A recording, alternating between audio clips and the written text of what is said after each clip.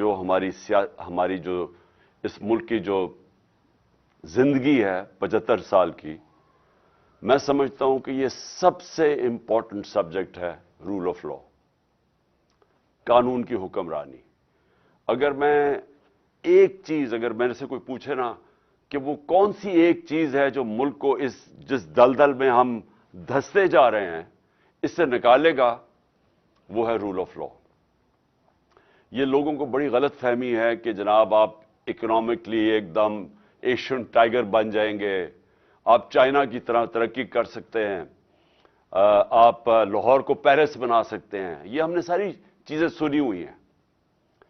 اس سب کے پیچھے جب تک ایک ملک کے اندر انصاف نہیں ہے، رول آف لا نہیں ہے، کوئی بھی ملک، میں نے آج تک دنیا میں 70 سال کی اپنی زندگی میں کسی ملک کو خوشحال نہیں ہوتے دیکھا جس میں رول آف لا نہیں ہے۔ اور میں نے کبھی ریسورسز کے باوجود، وسائل کے باوجود، میں نے کبھی کسی ملک، جس ملک کے اندر رول آف لا نہیں ہے، جتنی مرضی آپ وسائل آپ دے دیں، میں نے وہاں خوشحالی نہیں دیکھی۔ تو پاکستان، اگر آج ہم ذرا دیکھنا چاہتے ہیں ہم کدھر کھڑے ہیں، میں جتنا پاکستان میں رول آف لا کی دھجیاں پچھلے 8 مہینے میں اڑائی گئی ہیں، یہ میں نہیں سمجھتا کہ پاکستان کی تاریخ میں ایسا ہوا ہے۔ اور ان 7 مہینے میں جتنی تیزی سے پاکستان تیزی سے نیچے جا رہا ہے، یعنی ہماری جو معیشت ہے، کبھی پاکستان کی معیشت کو یہ چیلنج نہیں ہے جو آج وہ فیس کر رہی ہے۔ ہمارے ملک، جو چھوڑیں کہ پاکستان کے لوگ کیا کہہ رہے ہیں، پاکستان کے لوگ، جو بزنس کمیونٹی وہ کیا کہہ رہی ہے، کسان کیا کہہ رہا ہے، بزنسز، مزدور، کوئی بھی طبقہ لے لیں وہ آج کیا کہہ رہا ہے، وہ سب آج خوف زدہ ہیں۔ یہ ہمارے لیے سب سے تشویشناک جو فگر ہے کہ 7.5 لاکھ پاکستانی ملک چھوڑ کے چلے گئے ہیں پچھلے 7-8 مہینے میں۔ اور یہ پچھلے سالوں کے مقابلے میں یہ ایک کچھ 7 گنا زیادہ بڑی فگر ہے کہ پہلے کتنے لوگ جاتے تھے اور اب کتنے جا رہے ہیں۔ یعنی ملک میں لوگ مایوس ہو چکے ہیں، ہوپ چلا گیا ہے۔ یہ جو 7 مہینے میں پاکستان سے ہوا ہے، اور کیا ہوا ہے، جنگل کا قانون ہوا ہے پاکستان میں۔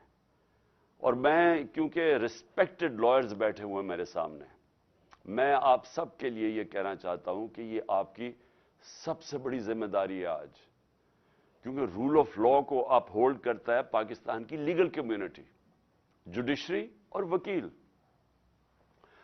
صرف آپ ایک چیز دیکھ لیں کہ جس طرح وہ لوگ جن کے اوپر پرانے کیسز کرپشن کے بنے ہوئے تھے، ہمارے دور کے نہیں بنے ہوئے تھے کیسز، ہمارے دور میں تو صرف ایک ٹی ٹی کیس تھا شہباز شریف کے اوپر، اور ایک ایف آئی اے میں جو اس نے نوکروں کے نام پہ ان کو اور ان کے بچوں نے 16 ارب روپے کے نوکروں کے نام پہ پیسے لیے تھے اور وہ پھر ہضم کر لیے تھے۔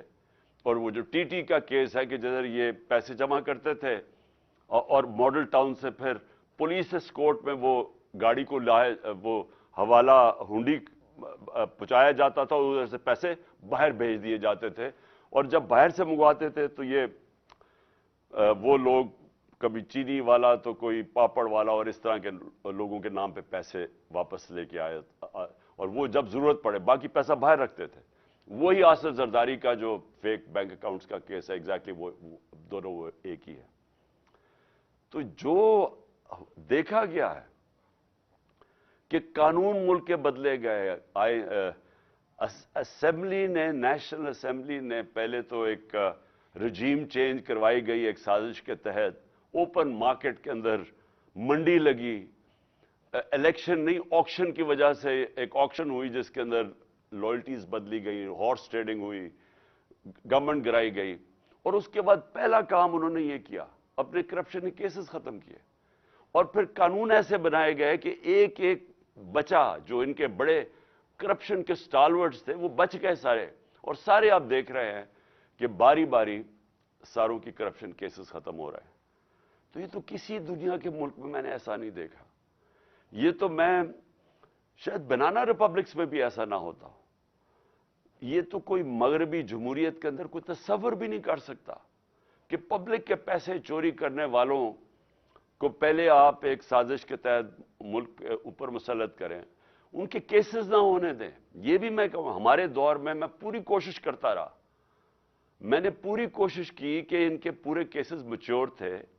नैब के अंदर से हमें कहते थे केसेस मैच्योर है, लेकिन पीछे से हमें इजाजत नहीं है।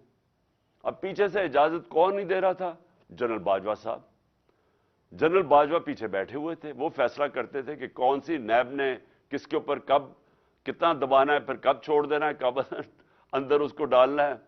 शहबाज शरीफ का ओपन एंड शट केसेस थे, उसका केस ही नहीं लगता था। हम बिल्कुल बेबस थे, प्राइम मिनिस्टर बेबस बैठा था।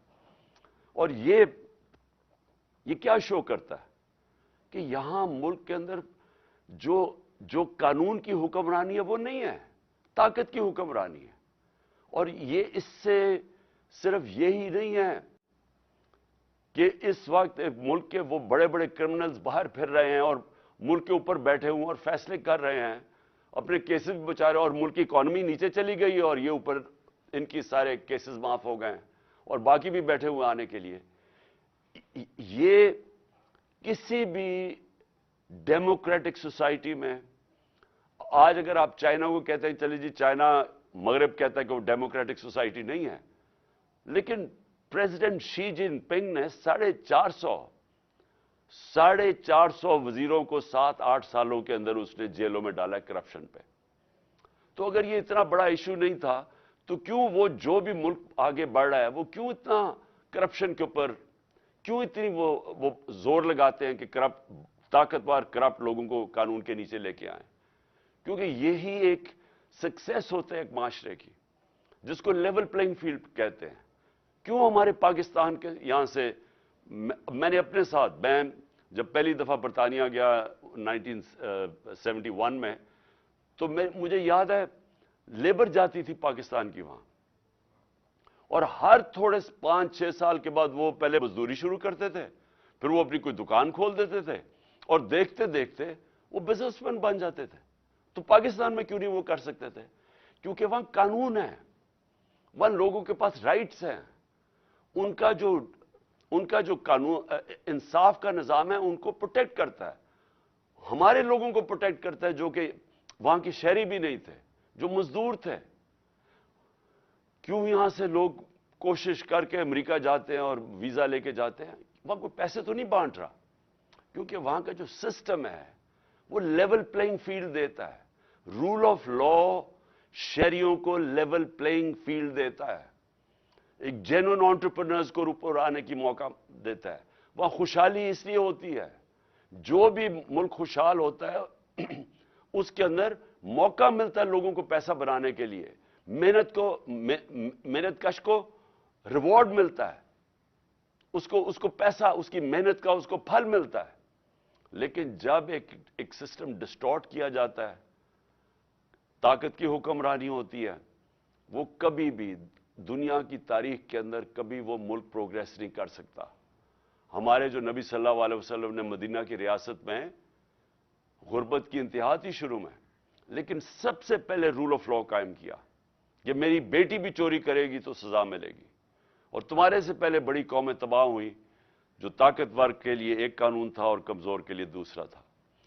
तो मुझे आज अपनी लीगल कम्युनिटी से अपील करनी है, मैं आपसे ये अपील करता हूं अपने मुल्क की खातिर कि देखिए आपको अपनी जिम्मेदारी पूरी तरह निभानी पड़ेगी।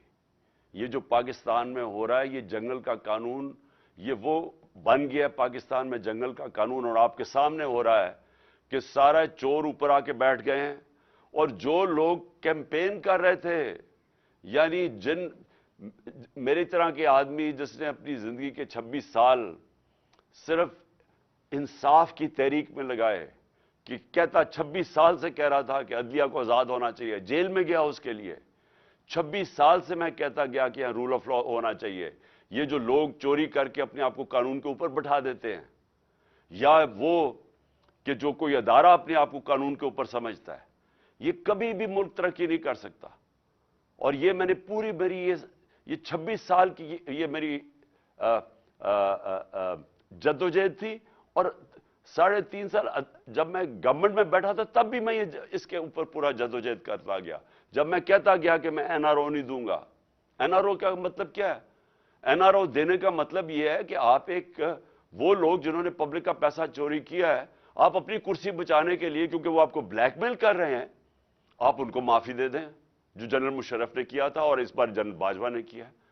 तो ये इससे ज्यादा मुझसे मैं कहता मैं गद्दारी करूंगा अपनी कौम से कि अगर मैं इन लोगों को एनआरओ दूंगा, जिनको आज एनआरओ मिल गया। और आपकी सबके सामने कभी भी ऐसा नहीं हुआ कि एक मार्च के अंदर पाकिस्तान की इकोनॉमिक सर्वे की फिगर्स पढ़ लें कि हर तरह इकोनॉमिक ग्रोथ पाकिस्तान की 6%, रिकॉर्ड हमारी एक्सपोर्ट्स थी, रिकॉर्ड टैक्स कलेक्शन थी, रिकॉर्ड रेमिटेंसेस थी, 4 फसलें रिकॉर्ड थी, किसान खुशहाल था, सर्विस सेक्टर आगे जा रहा था।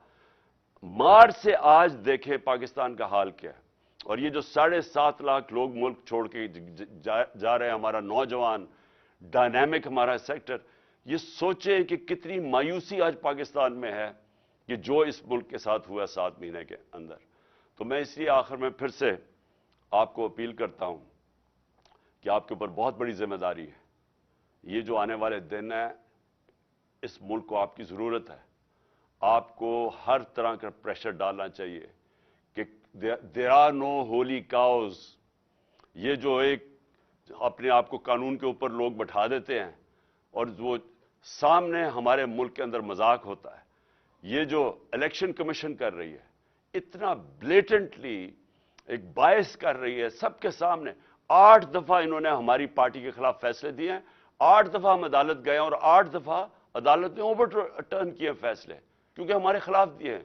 तो ये जो सारा एक पूरा क्लीक बना हुआ है, माफिया बना हुआ है इस मुल्क को, सिर्फ इनका मकसद रूल ऑफ लॉ खत्म करना है। इसलिए कि जब तक रूल ऑफ लॉ है तो तब तक इनके सामने रुकावटें हैं। रूल ऑफ लॉ खत्म हुआ तो ये और इनके बच्चे इस मुल्क के ऊपर हावी हो जाएंगे।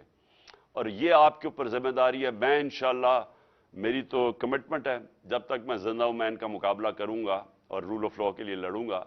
लेकिन मैं फिर से ये चाहता हूं कि हमारी जो लीगल कम्युनिटी है, इसकी बहुत बड़ी जिम्मेदारी है। और मैं उम्मीद रखता हूं कि आप अब इस मुल्क को बचाने के लिए, क्योंकि मैं एक्चुअली बिलीव करता हूं कि अगर हमने रूल ऑफ लॉ के लिए ना लड़े तो हमारे मुल्क का कोई फ्यूचर नहीं है। शुक्रिया।